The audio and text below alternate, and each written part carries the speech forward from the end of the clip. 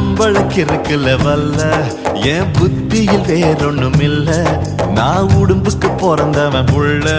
சொன்ன ஒரு சொல்லு மாறுவதில்ல நீ வெறும் வாயமில்லாத விளையாட்டில ஏடி கள்ளச்சு என்ன தெரியலையா ஓடி வெள்ளச்சு என்ன புரியலையா